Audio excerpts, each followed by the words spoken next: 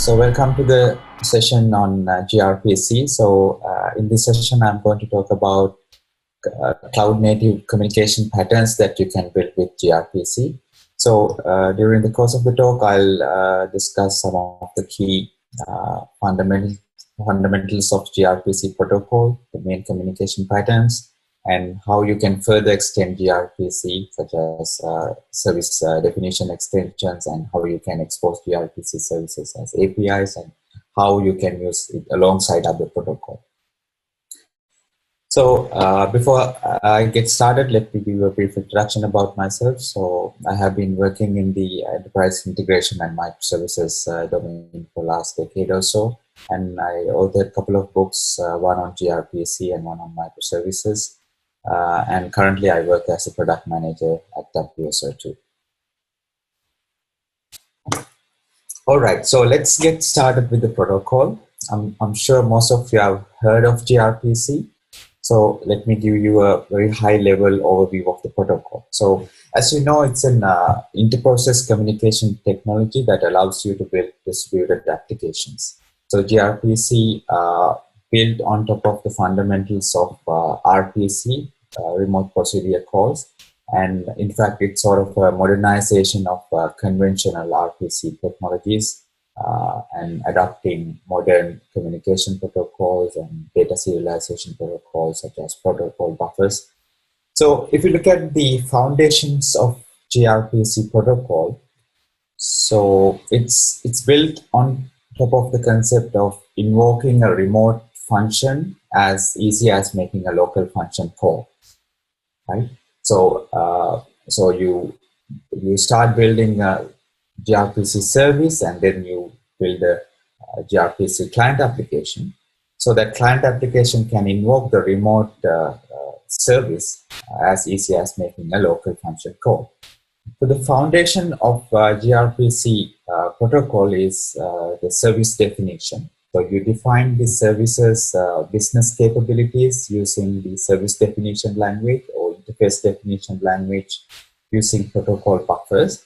So in this example, we have a product service and a consumer service. And so the initial service definition is specified using the product information protocol buffer file. So this contains all the details of the service and the remote methods that I offer as part of the product service, and then any required data types that I would use in my communication. So the once you have the service definition built, then you can generate the server-side code and the client-side code. So the server-side stuff contains all the abstractions related to the communication, such as serializing your remote procedure calls to wire formats using protocol buffers over HTTP2. And so as part of the developer's scope, you only build the required business capabilities in your services code. And similarly, at the consumer side, you use the same service definition file and you generate the stuff, client-side stuff. And again, you just have to invoke the generated code as making a local function call. And all the generated stuff will take care of during the internal communication. So its contract first approach is heavily used in gRPC protocol, and unlike other protocols such as REST or with OpenAPI or with GraphQL, we use binary message format on the wire using on top of HTTP2.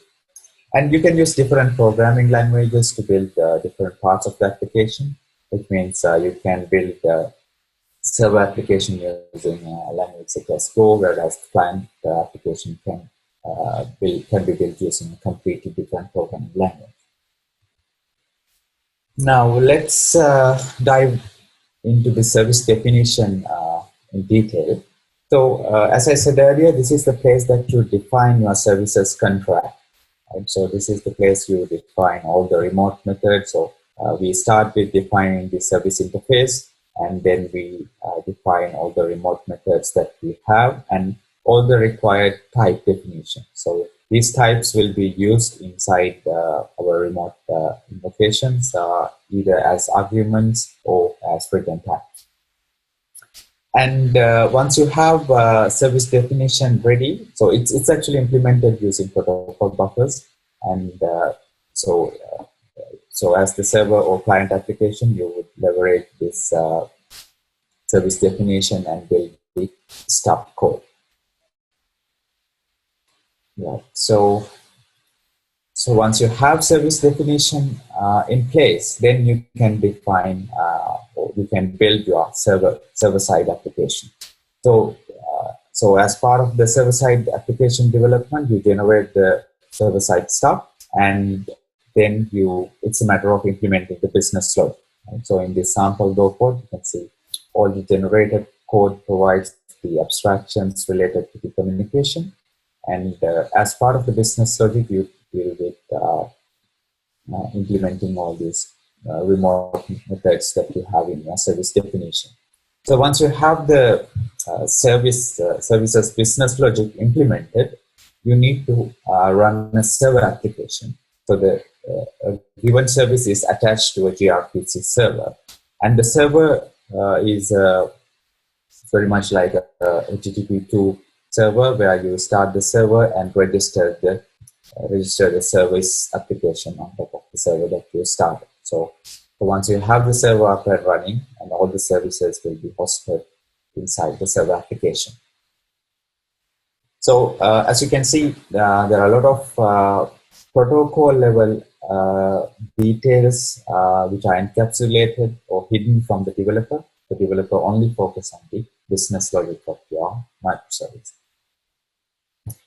Similarly, at the client side, you generate the client side stuff using the service definition, and then from the generated code, you just connect to the gRPC server, and then you invoke the remote method using the local stuff. So now in this case, the client application is built using Java. So hopefully that gives you a high-level overview of how protocol works and how service and client-side works. Now let's look at some of the key benefits that gRPC brings into the picture. So obviously it's a binary protocol based on protocol buffers, which is a high-performance data serialization format. So therefore, it's a very efficient protocol for internal service communication, especially when you have multiple microservices communicating with each other using synchronous communication patterns. It's a very efficient protocol. And also, you always start building services or clients using this contract-first approach, where you define all the service remote methods and types. So it's the code that you write as part of the client or service is strongly typed. Types are well defined beforehand. So the code that you're writing is very type safe, and so it ensures the stability of the application as well as the security aspects of the application, because you are well aware of the type that you would use in the remote communication. And obviously, you can use multiple programming languages to build different parts of the application. You can have even 3 different services using 3 different programming languages, but still they communicate without any hassle because of the language neutral nature of gRPC. So as part of the foundations of the protocol, gRPC offers streaming support. You can do streaming at both sides, duplex streaming. So I'll go into the details when we discuss communication patterns later. And also this is part of a larger ecosystem. So this is a cloud-native computing coordination project, and there are a lot of other projects adopting gRPC as the inter-service communication technology. And so this comparison gives you a better understanding of how it stands with other protocols. So if we compare gRPC with REST with OpenAPI and GraphQL, you can see some clear differences. So inherently, this is built on top of HTTP2, and we use binary protocols using binary data formats using protocol buffers. And so you can see that we natively offer streaming support as a first-class concept in the protocol, and definition and the type declarations are strict, so that as a developer, you don't really have to worry about the underlying protocol. For instance, when you are building a OpenAPI-based service, so the protocol level details are actually leaked into the implementation, because you'll be dealing with paths, get, post methods as part of the implementation, whereas gRPC, although it is based on HTTP2, none of the HTTP2 details are exposed to the service developer or the business logic of your application. And when it comes to the limitations, we see browser support as a major limitation of the protocol, and certain other limitations that we have with HTTP or REST-based protocols, such as content negotiation, support for things such as e-tags, as limitations of gRPC. So now let's move on to the real-world implementations of gRPC-based microservices. So although it's a very popular emerging protocol, it's not a silver bullet technology. So what we often see in most of the microservices implementation is that it is used alongside other protocols. So in this example, you can see a real-world microservices implementation of an online retail application, where we have different microservices such as order, product, inventory, catalog, and so on. So in this architecture, we have used gRPC as the internal service communication technology for all the synchronous request response style communication or streaming related communication. And we use different programming languages to build different services. And when you have exposed these services to the external world or external consumers, we use an API gateway as the front door to your APIs. But in that case, we use different protocols to expose them. So in this case, we have a REST-based OpenAPI service exposed through the gateway, and also you can use GraphQL-based service as the external facing service. And there's nothing limits you from exposing a gRPC service as it is to the consumers as well. So based on the use case, you can use either of these approaches. And when you have a typical microservices implementation, it's not always request response style communication that you would use. So you can use it alongside other communication patterns such as PubSub. So in this case, we have a checkout service which uses Kafka as the syncing protocol, where we publish a message to a Kafka broker and as a consumer, whereas at the same time, we publish to a gRPC service as well. So the key idea behind the overall design is to use multiple protocols to realize a business use case. So based on the type of the use case, you can use different protocols and communication patterns. All right, now let's look at some of the foundation communication patterns that you can build with gRPC. I'm going to primarily cover 4 main communication patterns and then some advanced communication techniques built around those 4 patterns. So the first communication technique is Unary or simple RPC.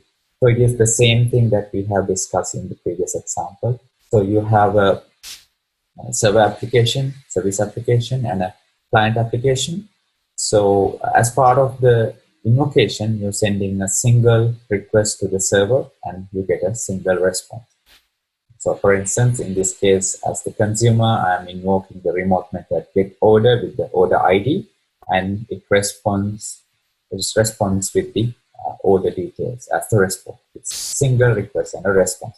So in the service definition profile, you can see service definition as order management, and then I define remote methods, get order with the parameter, and you can see we are returning an order message type. So that's a very, very straightforward use case. Now we can further extend this to a server streaming RPC, where we have, again, a single request, but server application sends a sequence of responses, which is known as a stream, after getting the client's request message. So the example given here is a search orders remote method. So as part of the search orders remote method invocation, we give a query, and based on the query, we can send all the matching responses. So as the server application, what it does is once the remote method is invoked, it starts sending multiple responses back to the client application. And when it is done with the responses, the server application marks the end of the stream. So the client application can start reading all the incoming responses, and when it detects the end of the stream, so it knows that all the required stream messages are received at the client side. Now, the cool thing is, as part of the service definition itself, you can declare that I'm using a streaming use case, service streaming use case in my service definition. So this RPC method uses server streaming. So as you can see, it returns a stream of orders. Now you can use the same concept at the client side as well. So at the client side, here we are sending multiple messages to the server application. So obviously in this case, you have update orders with multiple orders. So these are stream of request, order request, and the server application returns a single response, and the time of the response actually depends on the business logic, right? So which means server application decide to either wait till it receives the end of the stream from the client side, or given business condition is satisfied at the server side. For instance, if it receives 2 requests with the required details, then can immediately send back the response. So at the service implementation, service definition, you can specify stream of orders as the input parameter. So that is client streaming, which is the opposite of service streaming. So we can combine these two patterns and build a bidirectional streaming RPC. Now, in this case, you have a server application sending a stream of responses, as well as client is also sending a stream of requests. So to understand this further, let's take this use case of order processing. So here we have the order management service and the consumer service. So the consumer service starts sending a stream of orders to the order management service, and the business logic of the order management service is implemented such that it starts processing all these different orders and it creates different shipments. So you can have multiple shipments, which means as the response, it can start sending multiple shipments, a stream of shipments back to the consumer. So again, end of the stream is marked by the client application for the incoming stream. For the outbound stream, the server application marks the end of the stream flag.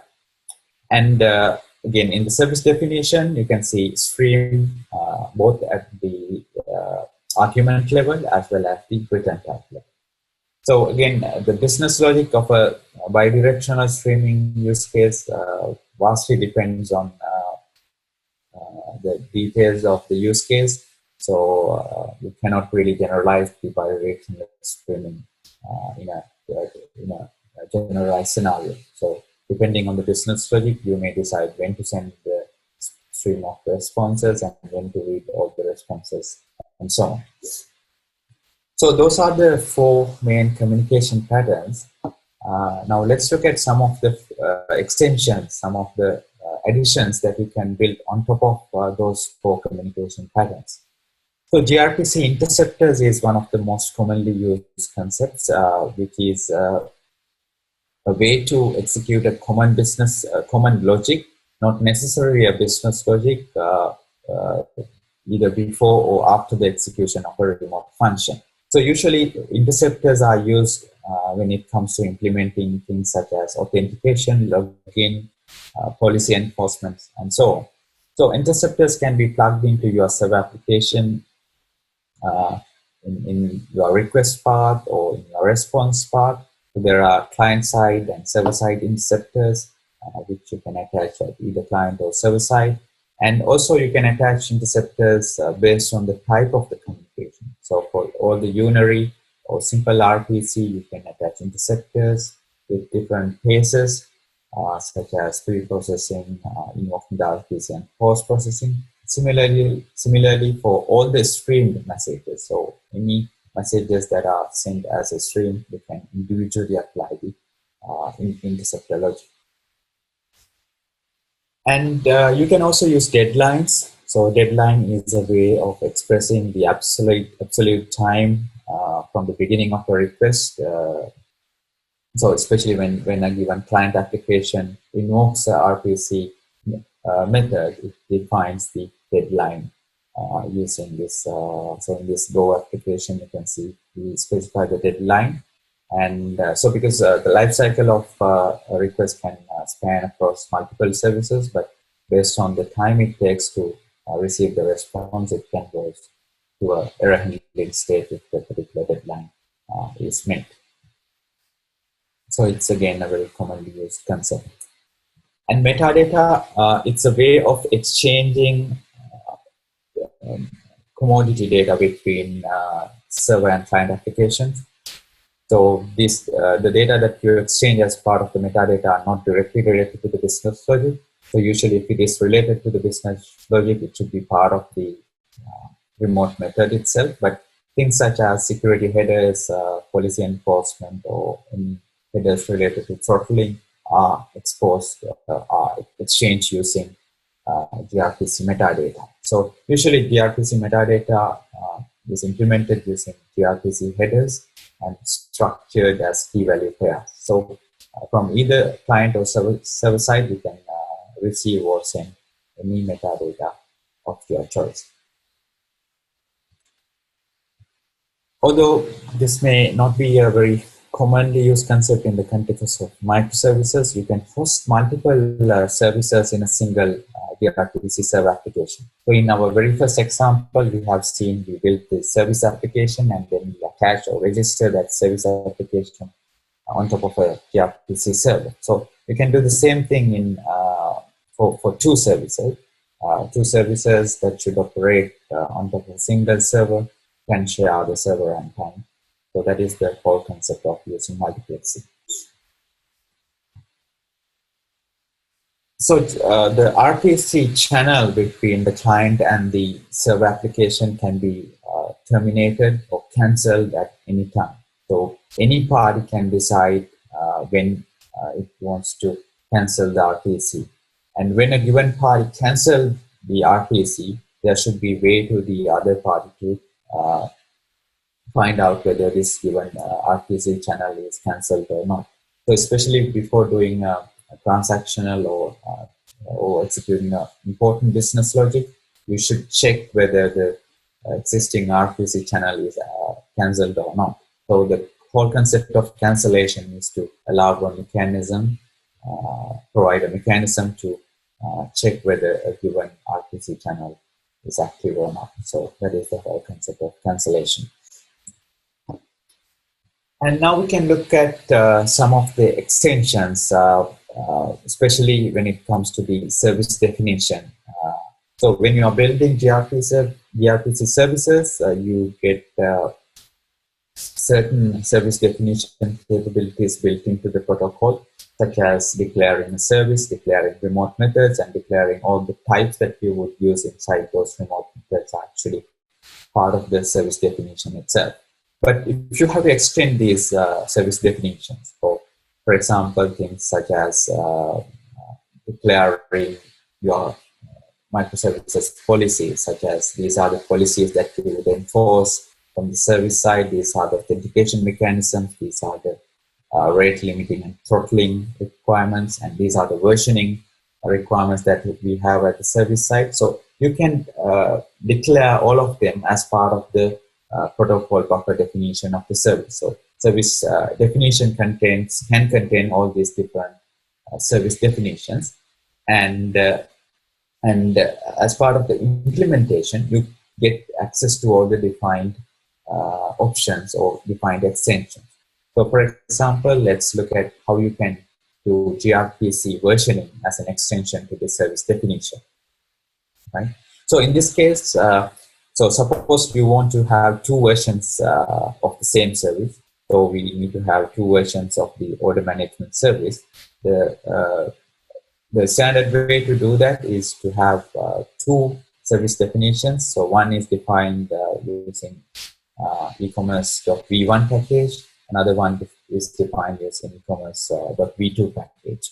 So when you have two service definitions with the protocol buffer packaging built into the service definition, so when you generate the service stub or client stub, it takes the packaging into the consideration, and all the generated code will specifically bound to a particular version of the service. So, for example, if you generate the code against the V1 of the service, so as part of the internal invocation, it actually uses the V1, the version number, when it comes to the part of the invocation. So this is actually transparent to the developers. So as the developer, you don't really have to worry about the versioning as long as you depend on a particular protocol buffer definition as the version of your client application. So, so you can further extend service definition to allow other things such as, so suppose you want to define a service, an OAuth provider as part of the service definition, then you define an extension to the protocol service option extension in your service definition, and you can use it alongside your service definition. So this is the order management service definition, and you define the remote authentication endpoint, OAuth endpoint inside your service definition. And as part of the service implementation, you get access to that, because when you have to implement something like this, you would implement an interceptor. So there's an incoming request, you implement an interceptor, and as part of the interceptor's code, you get access to the options that you define in your service definition. So in this case, it receives a request, and you validate that token, the incoming token, against the external authentication server. So again, you can further extend these service definition techniques to build things such as throttling, policy enforcement, and so on. All right, so I think that covers most aspects of service and communication patterns that you can build with gRPC. And this particular use case is a very common one. Again, we use service definition extensions here, but this is sort of exposing your internal or your existing gRPC service as a REST or OpenAPI based interface. So gRPC provides an ecosystem project known as gRPC Gateway, where you can start with the protocol buffer definition of your service, and obviously you can generate the gRPC service out of that, as well as you can generate a proxy, which acts as the bridge between REST to OpenAPI to gRPC. So any gRPC service that you have can be exposed as an OpenAPI-based RESTful interface. So this is a very common case, especially when it comes to exposing your internal services to the external world using OpenAPI. So I think that covers most aspects of the gRPC communication patterns. And so all the examples that we used inside the session are available in this particular GitHub repo, so you can try them out. So they have implemented So all the examples are implemented using Go and Java. And certain things such as extensions are also included in the same repository. So most of the things that we discuss here are also available at the foundation of the gRPC book as well.